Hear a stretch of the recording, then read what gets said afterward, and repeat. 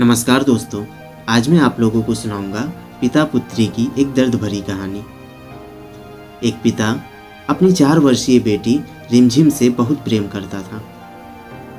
Office से लौटते वक्त वह रोज उसके लिए तरह तरह के खिलौने और खाने पीने की चीजें लाता था। बेटी भी अपने पिता से बहुत लगाव रखती थी और हमेशा अपनी तोतली आवाज में पापा पापा कहकर पुकारा करती थी। दिन अच्छे बीत रहे थे कि अचानक एक दिन रिमझिम को बहुत तेज बुखार हुआ। सभी घबरा गए। वे दौड़े भागे डॉक्टर के पास गए, पर वहां ले जाते रिमझिम की मृत्यु हो गई। परिवार पे तो मानो पहाड़ ही टूट पड़ा और पिता की हालत तो मृत व्यक्ति के समान हो गई। रिमझिम के जाने के हफ्तों बाद भी वे न किसी से बोलते न बात करते, बस रोते ही रहते। यहाँ तक कि उन्होंने ऑफिस जाना भी छोड़ दिया और घर से बाहर निकलना भी बंद कर दिया। आस पड़ोस के लोगों और नाते रिश्तेदारों ने उन्हें समझाने की बहुत कोशिश की, पर वे किसी की ना सुनते। उनके मुख से बस एक ही शब्द निकलता, रिमझिम। एक दिन ऐसे ही रिमझिम के बारे में सोचते सोचते उनकी आंख लग गई और उन्हें एक स्वप्न आया।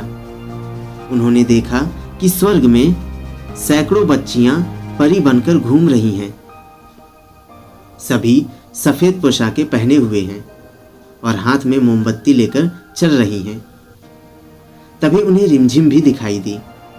उसे देखते ही पिता बोले, रिमझिम मेरी प्यारी बच्ची, सभी परियों की मोमबत्तियां जल रही हैं, पर तुम्हारी बुझी क्यों है?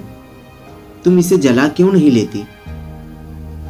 रिमझिम बोली, पापा मैं तो बार बार मोमबत्ती जलाती हूँ, पर आप इतना रोते हो कि आपके आंसुओं से मेरी मोमबत्ती बुझ जाती है।